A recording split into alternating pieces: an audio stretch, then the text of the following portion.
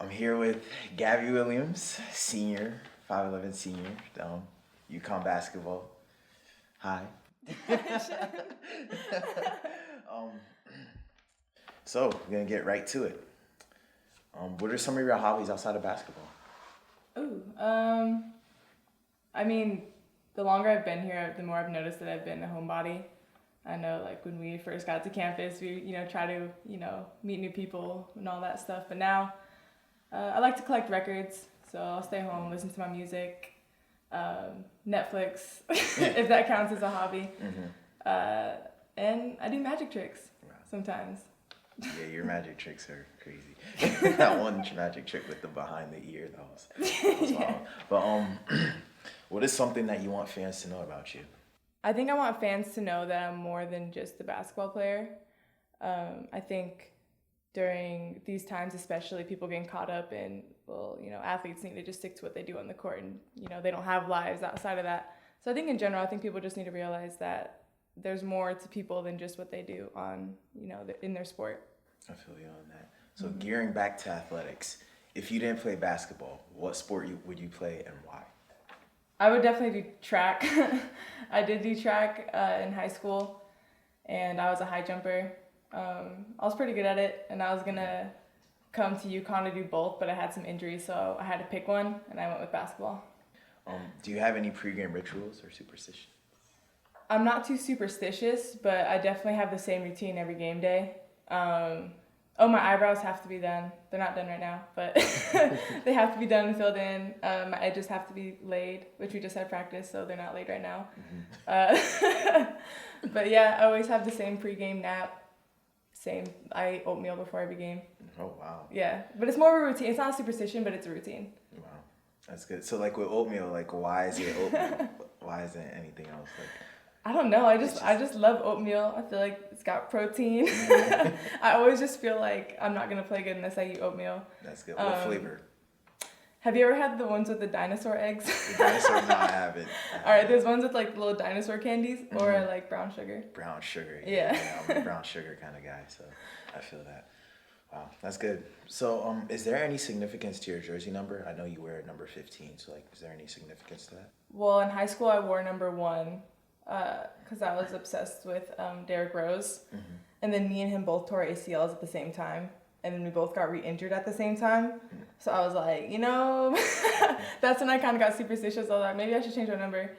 And honestly, I just picked the number that you don't see out there that often. Like, you don't see any big players. Oh, I know Kemba wore 15. Asia Jones wore 15 here. But I just think it's a number not a lot of people have. So I just went with it. So I saw that Stanford and Arizona State were actually recruiting you. So why did you choose UConn over Stanford and Arizona State? Because I know you're from the West, you're from Nevada, so yeah. Why all the way up here in the cold Right. instead of over there in the West? When I got to narrowing down my schools and stuff, every school that I had narrowed it down to was actually on the East Coast when I got to like my final 3 or 4. And I think it was, I wanted to get away from home and kind of be on my own and be independent. And then with UConn, it was just kind of a no-brainer. Just the camaraderie of all the girls on the team. Out of all the schools that I went to, I didn't see anything like that. There's no tradition like it anywhere else. And Coach, I felt like, was definitely going to make me the best player that I could be. That's great. So speaking of home, you guys play Nevada this year. So what are your thoughts on that? Are you excited? Like, tell me something. What's up? Yeah, I'm super excited. There's so many people that I grew up with, or my best friends have never seen me play in a college game. And so, yeah, I'm really excited. I can't believe that Coach actually got that for me. And then I'm excited too because I tell my teammates stories about how crazy Reno is all the time. So I'm glad that they finally get to experience it. Gearing back to last year, it was a tough loss in the semis to Mississippi State, lost by 2. So what are your thoughts from last season? Nobody on the team has forgotten about it. It gets brought up almost every day, just because, that's the first time I lost in a Final Four. And it was also the first time where I had a lot of responsibility in the Final Four. So I think I definitely took it to heart. And it's just something that we want to remember. And it was proof that, we went through the whole year everyone saying that we were too young, that we were immature, that we lost the 3 guys from the year before with Stewie, Tuck, and Mo. So people had a lot of doubt in us, and then it felt awful because the whole year we felt like we were proving them all wrong, and then in that game we proved them all right. So I think we just have to learn from that, and so it definitely gets brought up a lot. Compared to the beginning of the season to March, like what's different? Like how does the mentality change? How do you guys get ready for that part of the season? Because it's a big season, it's a championship season. So how do you guys get ready for that part of the season? I think the thing about March is you really have to look to the guys who have been there before, because speaking from experience, you never know what it's like until you're in that situation. And just like Final Four last year, none of us had really been in that situation before, so none of us knew how to handle it.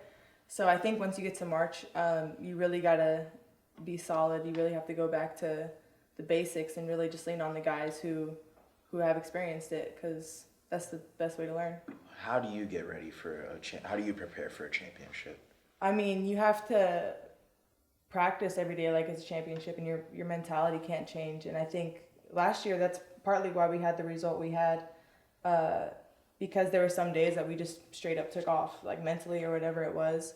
Because there's a light switch and you can't turn it off and on all the time. But if you keep it on, then you're going to be prepared for anything that comes to you. But if you turn it off and on, then sometimes the light switch is going to break. Mm-hmm. And in Mississippi State, I think the light switch broke and we just couldn't turn it on. You're used to coming back into preseason as the defending national champs. So with this year, let me know, like, what were the thoughts going into this year with you guys losing a tough one last year and not being the defending champs? So how was preseason this year? Yeah, it was weird. It was weird. Every preseason, even the times we did win, there's still a hunger and people wanted to come in and prove something.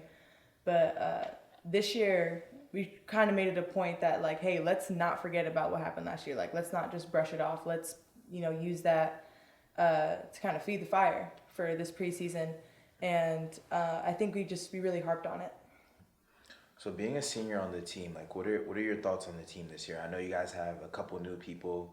You have some people that could play now this year, Z, Tooley. So what are your thoughts on this team? Yeah, literally half of our team is new guys, with the 4 freshmen and 2 transfers. And, the transfers were here last year, but I think they'll tell you themselves that it's different, once, game is on the line. So, it's funny because we're more mature now. We're a lot older than we were last year, but at the same time, we're younger than we've ever been with all the new people. Mm-hmm. So it's just a matter of trying to bring the new players into our groove and into what we do. I know basketball is a team sport, but what do you plan, like, what do you want to accomplish personally for yourself this year? Personally, I'm just trying to be the best leader I can be at this point. I think last year I was really timid, trying to fill the shoes of people before me.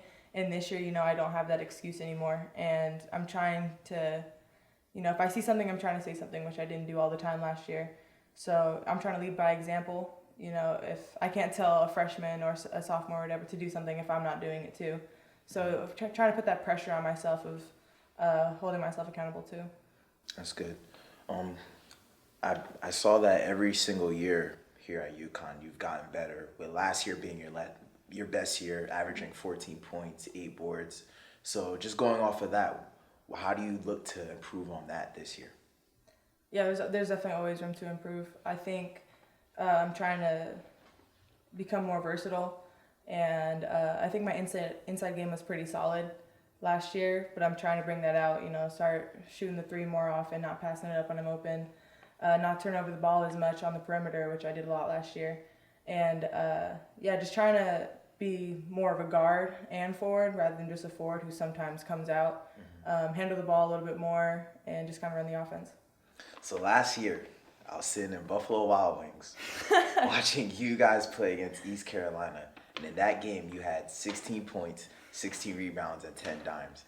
So what was your reaction being only the 5th player in UConn history to record a triple-double? How was that for you? I think it's so funny you remember your Buffalo Wild Wings. That was crazy. The best thing about it was just how genuinely happy my teammates were for me. And it felt like, I didn't just get a triple-double, but we all got a triple-double that game. And Kia got her 1,000th point, I think, that game, off of one of my assists, too. So it was just a really fun game. And I didn't even know I was close. Like, when I got it, and then I looked over at the bench, and everyone was like, I was like, why are they so excited over that pass I just made? And I was like, oh, I just got a triple-double. So that was pretty cool. So question, when you ball players, when you guys are like on the court, like in game, do you pay attention to the stats at all? I mean, I don't. Oh, okay. I mean, I'm never wondering how many points I had and stuff. I know some players do. I don't think that's the best way to go. But I try to be, what's happening this play, what's happening, the next play. I'm not really tallying up my stats in my head. So last year, you stepped your defense up and you won the 2017 WBCA National Defensive Player of the Year award. So what did winning that award mean to you? I mean, it came at the perfect time because being a 5'11" forward and having to guard people like 6-7 inches, 40, just way bigger than me, it was exhausting. It was really exhausting, and then to kind of get that award, I was like, hey, like someone saw what I was doing, and it just felt really good. Because I've always taken pride in my defense. It's always been probably the thing I've been most proud about as far as my game goes. So it was really cool. Okay. So would you say you're a better defensive player or offensive player? Definitely a better defensive player, Right, and I'm happy to say that. I wish more people took more pride in defense. Okay. So, getting back to defense, who were the hardest players that you had to guard? Well, our practice players. Our practice players for sure. I mean, our practice squad was good. Obviously, all men. And they're more, because I mean, I always try to be more athletic. That's what's always helped me. But when someone else is more athletic than me, then it's like, dang, what do I do now? So then you got to be smarter than them. So I'm gonna say our practice players. So, like, how is it practice player, like with the practice players being guys, like, how does it help you raise your game? Like, does it help you just come to practice like, man, I gotta bring it? Oh yeah, absolutely. Because they're faster than us, they're stronger than us, they're more athletic than us. So we have to do everything else perfectly right, and then we might have a chance. Like even if we do that, we still might not beat them. And I think that's such a challenge for us, and to be in those almost impossible situations. When we get into a game, there's nothing we haven't seen before. All right, so this next question is difficult because it's been a lot of UConn greats have been here. So I just want to know, what is your top 5 greatest UConn players? Ooh, top 5. All right. I'm going to go just women. Okay. Just women. Yeah. Diana Taurasi is definitely my favorite player to ever play here.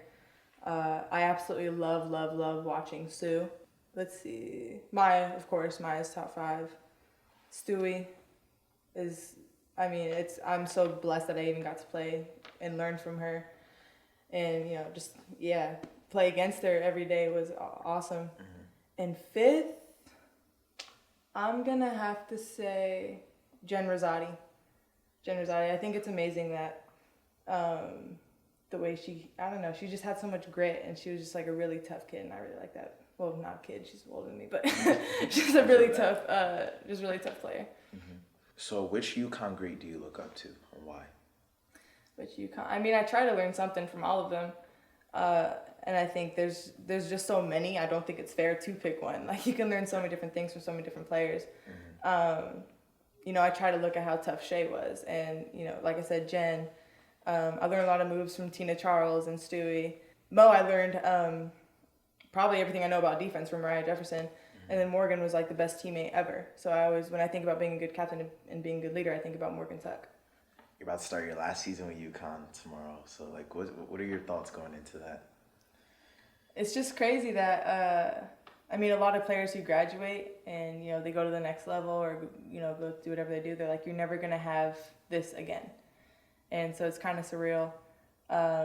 This is like my last first game, and I'm just trying to really enjoy it, and I'm trying to have fun with it, because it's going to be gone, and I'm never going to be able to get it back after this.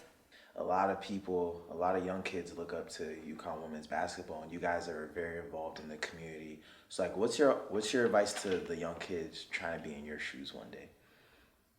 I mean, just compete in every single thing you do. I think the best players have always just been the most competitive. I mean, it wasn't always the guys who hit the most shots or did, whatever, but they were just competitive. And everything, even if it was just a drill, they try to win that drill. And they just try to win everything. And I think that's what we emphasize here at UConn.